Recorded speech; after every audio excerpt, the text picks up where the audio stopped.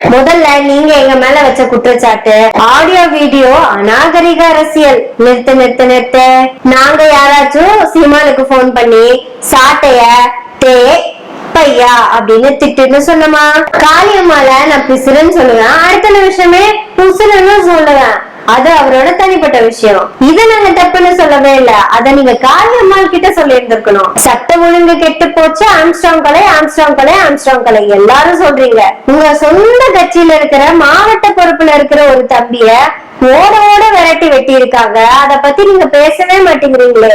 அதுவும் ஆம்ஸ்ட்ராங் கொலைக்கு அடுத்த நாளே நடந்துச்சு. நான் கூட இத காமிச்சு நீங்க ஆட்சியவே கலைச்சிருந்தீங்கன்னு நினைச்சேன். ஒரு வார்த்தை கூட யாருமே பேச மாட்டேங்கிறீங்களே. ஏன்னா நாம் தமிழர் கட்சியில இருந்து செத்தார்ல, அவரு கட்ட பஞ்சாயத்து பண்ண போயிருக்காராமா. ஆப்போசிட் பார்ட்டிக்காரங்க வெட்டி போட்டாங்க. ஏங்க இந்த இடத்துல மட்டும் நீங்க சட்ட ஒழுங்கை பத்தி பேச மாட்டேங்கிறீங்க? சொந்த கட்சிக்காரனுக்கே அவ்வளவுதான் நிலைமை, நீங்க எல்லாம் சட்ட ஒழுங்கை பத்தி பேசலாமா? ஆனா மேடையில பேசின எல்லா சகோதரிகளும் சொன்ன வார்த்தை அண்ணன் செந்தமிழன் சீமானின் ஆட்சி அமையும் அமையும் அமையும். அதுல ஒரு சகோதரி ஒருபடி மேல போய் நம்ம இப்ப இருக்கிற முதல்வர் சொல்லுவாராமா, மாண்புமிகு முதல்வர் சீமான் அவர்களேன்னு அப்படின்னு நீங்க சொல்ல வச்சிருவாங்களாம். அவ்வளவு ஏங்க அவ்வளவு தூரம் போறீங்க? இப்பவே நான் சொல்றேன், மாண்புமிகு கனவில் மட்டும் தமிழக முதல்வர் சீமான் அவர்களே போதுமா? உங்க அண்ணன் சீமான் ஆட்சியை அமைச்சிட்டார். இப்போ நான் ஒரு சிச்சுவேஷன் சொல்றேன், அதுக்கு அவரை எப்படி ஹேண்டில் பண்ணுவாருங்கிறதும் சொல்றேன். வல்லவ கூட்டமே வயநாடாகி போனது. வயநாட்டில் நடந்ததோ நிலச்சரிவு. இங்கு நிஜச்சரிவாயிருக்கும் தான் நாங்களும் பயந்தோம். ஆனால் வழக்கம் போல் பிம்பிளிக்கு பிலாப்பி. அவ்வளவுதாங்க. ஏதாவது உருப்படியா பேசுவாங்க, அப்படியே நடுநடுங்க வச்சிருவாங்கன்னு நினைச்சா, உருப்படியா உங்களுக்கு பேச தெரியுமா இல்லையா? இப்படியா பேசி வைப்பீங்க? எல்லாம் பயங்கரமா பேசியிருப்பாங்க, அரசாங்கமே ஆடி போகும். அப்படிலாம் நினைச்சோம். நானே பேசுற அளவுக்கு தான் இருக்கு. இந்த பேசுறேன். முதல்ல நீங்க எங்க மேல வச்ச குற்றச்சாட்டு ஆடியோ வீடியோ அநாகரிக அரசியல். நிறுத்து நிறுத்து நிறுத்து. நாங்க யாராச்சும் சீமானுக்கு போன் பண்ணி சாட்டைய தே பையா அப்படின்னு திட்டுன்னு சொன்னமா? ஒருவேளை நாங்க சொன்னதாவே இருந்தாலும் உங்க ஒருங்கிணைப்பாளர் போதையில கூட இருந்துட்டு போட்டுவேன், அவர் அறிவு எங்க போச்சுன்னு கேட்கணுமா வேண்டாமா? என்னதான் இருந்தாலும் கூட போறவா தம்பி, கட்சியோட கொள்கை பரப்பு செயலாளர். இவரு கட்டணும்னு நினைச்ச பொண்ண அவரு கட்டி நல்லா வச்சிருக்காரு. அப்பேற்பட்ட தியாக சீரனை, கட்சியோட மொத்த கொள்கையும் ஒத்த ஆளா எடுத்து பேசுற மாபெரும் ஒழுக்க சீரனை, இந்த மாதிரி எல்லாம் அவரு பேசலாமா? காளியம்மால நான் பிசுறன்னு சொல்லுவேன், அடுத்த நிமிஷமே புசுன்னு சொல்லுவேன். அது அவரோட தனிப்பட்ட விஷயம். இத நாங்க தப்புன்னு சொல்லவே இல்ல. அத நீங்க காளியம்மாள் கிட்ட சொல்லி இருந்திருக்கணும். உங்க ஒருங்கிணைப்பாளரோட சொந்த முப்பாட்ட மிஸ்டர் வள்ளுவர், அதாவது அவர் பாஷையில சொல்லணும்னா பைத்தியக்கார பையன் வள்ளுவர் புறங்கூறாமைன்னு ஒரு அதிகாரத்தை எழுதி வச்சு அதுக்கு 10 குறளையும் எழுதியிருக்காரு. அந்த அதிகாரம் 19வது அதிகாரம் 6வது குறள் படிக்கிறேன், கேட்டுக்கங்க. திறன் பழி கூறுவான் தன் பழியுள்ளும் திறன் தெரிந்து கூறப்படும். அப்படி காமாடிச்சு கீழே வச்சுட்டு இதுக்கு பதில் சொல்றேன். அவரோட பைத்தியக்கார முப்பாட்டம் தான் எழுதினாரு. இத கூட படிக்காம எந்த சொல்றதா இருந்தாலும் காளியம்மாள் முன்னாடி சொல்லாம வேற ஒருத்தங்க கிட்ட போய் காளியம்மாளை பிசுறன்னு சொல்றது தப்புங்கிறது உங்க அண்ணனுக்கு தெரியாது. சரி, இத கூட விட்டுருங்க. அதாவது ஒரு தம்பியோட பாத்ரூம், இடுபாவன கார்த்தியோட பாத்ரூம், இந்த சாட்ட பையன் எதுக்கு எட்டி பார்த்தான் அப்படின்னு ஏன் நீங்க யாரும் கேட்கல? நீங்க தானங்க கேட்கணும். இடுபாவன கார்த்திய கூட விடுங்க, அந்த பக்கம் இருக்கிற அந்த பெண்ணோட மாண்பை காப்பாற்ற வேண்டியது உங்க கடமை தானே. இனிமே உங்க கட்சியில இருக்கிற யாரும் மொபைல்ல பேசாதீங்க. அதையும் மீறி நீங்க நேர்ல போய் பேச போனீங்கன்னா, இந்த நான் ஸ்கிரீன்ல காமிக்கிற இந்த ப்ராடக்ட தயவு செய்து வாங்கிக்கோங்க. அமேசான்ல 18,999 ரூபாய்க்கு அது சேல் போட்டிருக்காங்க. வாங்கி கூடவே வச்சுக்கோங்க. இந்த ப்ராடக்ட் நீங்க ஆக்டிவேட் பண்ணி வச்சுக்கிட்டீங்கன்னா உங்களை சுத்தி இருக்கிற எந்த போன்லயும் சிக்னல் கிடைக்காது. அதனால யாருனாலையுமே நீங்க பேசுறத ரெக்கார்டும் பண்ண முடியாது. எல்லாம் உங்க சேஃப்டிக்கு உங்க பாதுகாப்புக்கு தான் சொல்றேங்க. எல்லாம் யூஸ்ஃபுல்லா இருக்கும். இந்த இதெல்லாம் நீங்க ஃபாலோ பண்றதை விட்டுட்டு அவன் ஆடியோ ரிலீஸ் பண்ணிட்டான், இவன் வீடியோ ரிலீஸ் பண்ணிட்டான்னு சொல்லிட்டு எங்களை குறை சொல்றது ரொம்ப தப்பு. இப்பவும் உங்களை விட காளியம்மாளுக்கு சப்போர்ட் பண்ணது நாங்க தான். இப்போ சாட்டையோட அம்மாவுக்கு சப்போர்ட் பண்ணது யாரு? நாங்க தான். விடுமோன கார்த்தியோட பேசின அந்த பொண்ணுக்கு சப்போர்ட் பண்ணதும் நாங்க தான். அவ்வளவு ஏன், இந்த சைமன்கிற சீமானுக்கு சப்போர்ட் பண்ணி பேசுறது கூட நாங்க தான். சாட்டை கிட்ட பேசும்போது பார்த்து பேசு, அவன் ரெக்கார்ட் பண்ணிட்டு இருக்கான்னு நாங்க தான் அவருக்கு சொல்லிக்கிட்டே இருக்கோம். அவசரப்பட்டு பேசுறீங்களே, நீங்க பேசுங்க, அது தப்பு இல்ல. ஆனா யாருக்காக பேசுறீங்கன்னு கேட்கும் போதுதான் எனக்கே பகீர்னு இருக்கு. சட்ட ஒழுங்கு கெட்டு போச்சு, ஆம்ஸ்ட்ராங் கொலை, ஆம்ஸ்ட்ராங் கொலை, ஆம்ஸ்ட்ராங் கொலை எல்லாரும் சொல்றீங்க. உங்க சொந்த கட்சியில இருக்கிற மாவட்ட பொறுப்புல இருக்கிற ஒரு தம்பிய ஓட ஓட விரட்டி வெட்டி இருக்காங்க. அத பத்தி நீங்க பேசவே மாட்டேங்கிறீங்களே. அதுவும் ஆம்ஸ்ட்ராங் கொலைக்கு அடுத்த நாளே நடந்துச்சு. நான் கூட இத காமிச்சு நீங்க ஆட்சியவே கலைச்சிருவீங்கன்னு நினைச்சேன். ஒரு வார்த்தை கூட யாருமே பேச மாட்டேங்கிறீங்களே. ஏன்னா நாம் தமிழர் கட்சியில இருந்து செத்தார்ல, அவரு கட்ட பஞ்சாயத்து பண்ண போயிருக்காராமா. ஆப்போசிட் பார்ட்டிக்காரங்க வெட்டி போட்டாங்க. ஏங்க இந்த இடத்துல மட்டும் நீங்க சட்ட ஒழுங்கை பத்தி பேச மாட்டேங்கிறீங்க? சொந்த கட்சிக்காரனுக்கே அவ்வளவுதான் நிலைமை, நீங்க எல்லாம் சட்ட ஒழுங்கை பத்தி பேசலாமா?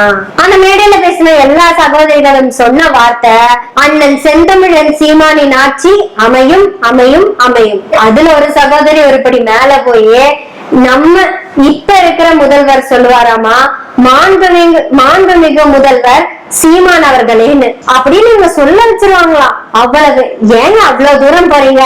இப்பவே நான் சொல்றேன், மாண்புமிகு கனவில் மட்டும் தமிழக முதல்வர் சீமான் அவர்களே போதுமா? உங்க அண்ணன் சீமான் ஆட்சியை அமைச்சிட்டார். இப்போ நான் ஒரு சிச்சுவேஷன் சொல்றேன், அதுக்கு அவரை எப்படி ஹேண்டில் பண்ணுவாருங்கிறதும் சொல்றேன். ராமேஸ்வரம் மீனவர்கள் 5 பேர்த்த இலங்கை படையினர்கள் சுட்டுட்டாங்க. 5 பேரு ஸ்பாட் அவுட். ரொம்ப சோகமான விஷயம். இப்போ இத உங்க அண்ணன் எப்படி தெரியுமா ஹேண்டில் பண்ணுவாரு? தலைமைச் செயலகத்துல உட்கார்ந்துட்டு சாப்பாடு போட்டி நடத்திட்டு இருப்பாரு, யார் அதிகமா சாப்பிடுறாங்கன்னு. அதுல எல்லாரும் தோத்துருவாங்க. ஏன் சகோதரிகளை, நீங்களும் தோத்துருவீங்க. சாட்டைக்கு இவருக்கும் தான் கடும் போட்டி நடந்துட்டு இருக்கும். சாட்டை ஏதோ கவனக்குறைவா தட்டு நகர்த்திடுவாரு. அப்படியே சீமான் என்று வெற்றிக்குரிய போட்டு நான் தான் ஜெயிச்சேன், நான் தான் ஜெயிச்சேன் டான்ஸ் ஆடிட்டு இருப்பாரு. இப்ப நான் சொன்னது பொய்ன்னு நினைக்கிறீங்களா? இது கூட இலங்கை படையினர்கள் மீனவர்களை சுட்டு கொண்டுச்சு. ஆனா இலங்கையில சிங்கள ராணுவத்துக்கும் இலங்கை புலிகளுக்கும் சண்டை நடந்துட்டு இருக்கும் போது தமிழின தலைவர் பிரபாகரனும் சீமானும் சாப்பாடு போட்டி தான் நடத்திட்டு இருந்தாங்க. இவரு கவனக்குறைவா தட்டு நகர்த்திட்டாரு. பிரபாகரன் அத சொல்லியே சீமான தோக்கடிச்சிருக்காரு பாருங்களேன். வெளியே குண்டு மழை பெஞ்சிட்டு இருக்கு, இங்க சோத்து போட்டி. அடுத்த உதாரணம் எடுத்துக்கிட்டீங்கன்னா தூத்துக்குடி மாதிரி துப்பாக்கி சூடு நடக்குதுன்னு வச்சுக்கோங்களேன். சீமான என்ன பண்ணுவாரு நீங்க நினைக்கிறீங்க? சீமான விடுங்க, சீமான் அமைச்சரவையில இருக்கிற உள்துறை அமைச்சர் என்ன செய்வாருன்னு சொல்லட்டா? பின்னாடி பேப்பர் எடுத்து வச்சு நின்னுட்டு இந்த சம்பளை முதலமைச்சர் 3 முறை தொட்டார், இந்த புளிக்குழம்பை முதலமைச்சர் 3 விரலோட எடுத்து வச்சு சோத்தோட பிசைஞ்சார். அந்த பிசைந்த சோற்றையும் 3 உருண்டைகளாக பிரித்து வைத்து ஒவ்வொரு உருண்டைகளையும் லபக் லபக் என்று விழுங்கினார். பாவற்காய் சம்பல் வச்சதே 3 ஸ்பூன் தான், அதில் 1 ஸ்பூன் மட்டும் அளவாக எடுத்துக்கொண்டார். கேரளத்திலிருந்து வந்த அடப்பிரதமனை ஆவலோடு அள்ளி குடித்தார். இது எப்ப நடந்துட்டு இருக்கும்? துப்பாக்கி சூடு நடந்துட்டு இருக்கும்போது இங்க இதெல்லாம் நடந்துட்டு இருக்கும். இவ்வளவுதாங்க சீமானுடைய ஆட்சி. வேற எக்ஸாம்பிள் வேணுமா? நான் ரெடியா தான் இருக்கேன், சொல்லட்டுமா? கர்நாடகாக்காரன் காவிரி ஆத்து தண்ணி கொடுக்க மாட்டேன்னு சொல்லியிருப்பாங்க. தஞ்சாவூர்ல இருக்க குறுவை சாகுபடி பயிர்கள் எல்லாம் கழிச்சு போக ஆரம்பிச்சிருக்கும். அப்ப உங்க முதல்வர் என்ன தெரியுமா பண்ணிட்டு இருப்பாரு? ஆமாவோட திருப்பி போட்டு நடுக்கடலுக்கு போய் ஆஸ்திரேலியாவுக்கு போன அரிசி கப்பலை தடுத்து நிறுத்தி இன்னைக்கு மேடையில பேசிட்டு இருக்க எல்லா சகோதரிகளுக்கும் சுட்டு பழக்கிட்டு இருப்பாரு. நல்லா சுட்டு பழகுங்க, இதுதான் முதல் பயிற்சி, ரொம்ப முக்கியமான பயிற்சின்னு சொல்லுவாரு. இப்படி மிக சிறப்பான ஆட்சியை தான் கண்டிப்பா உங்க முதலமைச்சர் பண்ணுவாரு. இது ஏதோ நக்கலுக்கு பேசுறேன்னு நினைச்சுக்காதீங்க. இவரு சொன்ன பிரபாகரனோட ஆட்சி இப்படி இருக்கிறதா தான் அவரு சொல்லியிருக்காரு. இது 1 நாள் 2 நாள் இல்லைங்க, 16 வருஷமா இந்த கதையை தான் சொல்லிக்கிட்டே இருக்காரு. நாட்டு மக்களுக்கு வேலையில்லா திண்டாட்டம் இல்ல, என்ன பிரச்சனை வந்தாலும் சரி, இல்ல இன்னொரு நாட்டுக்காரன் போர் தொடுத்தே வந்தாலுமே சரி, இவர் என்ன பண்ணிருப்பாருன்னா மான் வேட்டைக்கு அனுமதி கொடுத்திருப்பாரு. ஏன்னா நீங்க எல்லாம் மான் கறி சாப்பிட்டா நல்லது தானே. கேக்குறப்போ எவ்வளவு கஷ்டமா இருக்கு யோசிச்சு பாருங்க. 16 வருஷமா இந்த கதையவே தான் மேடையில பேசிட்டு இருக்கா, நீங்களும் உட்கார்ந்து கேட்டுக்கிட்டே தான் இருக்கீங்க. இப்போ உங்க கட்சியில 16 டாக்டர்கள் இருக்கீங்கல்ல, அந்த 16 டாக்டர்களும் படிச்சது கலைஞர் கட்டின காலேஜ்ல தான். அந்த காலேஜ்ல படிச்சு நீங்க வார்த்தைக்கு வார்த்தை கருணாநிதி கருணாநிதின்னு சொல்றீங்கல்ல, சின்ன தடவை சொல்றதுக்கு திருப்பி சீமான பார்த்த ஒரு கேள்வி கேளுங்க, நீ வாழ்க்கையில என்னடா உருப்படியா பண்ணிருக்கேன்னு. பெண்களுக்கு காசு கொடுத்தா 1000 ரூபாய்க்கு நீங்க அடிமை ஆயிராதீங்க. அவனேதான் ஒரு மண்டபத்தை பிடிச்சு 1000 பேர் 1000 கொடுங்கறான்னு கெஞ்சற. அப்படி நீங்க சொல்லணும்ல, எங்க கிட்ட இருந்து ஏன்டா 1000 ரூபாய் வாங்குற, நீங்க தான் எங்களுக்கு கொடுக்கணும்னு சொல்லணும்ல. அரசாங்கம் மக்களுக்கு கொடுத்தா அநாகரிகம்னு பேசுற நீங்க, மக்கள் கிட்ட இருந்து 1000 ரூபாய் வாங்குறது நாகரிகம்னு எந்த இதுல பிக்ஸ் பண்றீங்க? அதுவும் வித்யா வீரப்பன் சொன்னதுதான் எனக்கு ரொம்ப பிடிச்சதுங்க. அவங்க அப்பா ஒரு போராளி. எத்தனை பேர்த்த அவங்க அப்பா கொண்டிருக்காருன்னு அவங்களுக்கு தெரியுமா? அது அவங்க அப்பா பண்ணா அது போராட்டம், போராளி.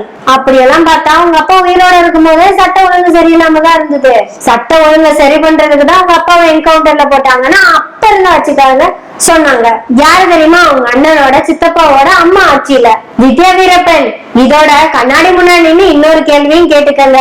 ஒரு போராளிய கொண்ட கட்சி கூட கூட்டணி வச்சிருக்கிற கட்சியில நீங்க ஏன் இருக்கீங்க? கூடவே எங்க சித்தப்பா யாரு கூட கூட்டணியில இல்லன்னு நீங்க சொன்னீங்கன்னா அத சீமான சொல்ல சொல்லுங்க, சிரிக்காம சொல்ல சொல்லுங்க. அவரு பெயிலாய் போடுவாரு. ஃபைனலி வள்ளுவர் கூடத்துல காலையில இருந்து ஈவினிங் வரையும் முக்கிய ஏதாவது உருப்படியா பேசிருப்பீங்களா? ஏன் தெரியுமா நீங்க உருப்படியா பேசல? கட்சிக்குள்ளவே அப்படிதான் இருக்கு. அப்புறம் என்னத்த போய் நீங்க பேசுவீங்க? வெட்டியா நீங்களே பேசிட்டு இருக்கும் போது நாங்களும் பேசலாம். நன்றி, வணக்கம்.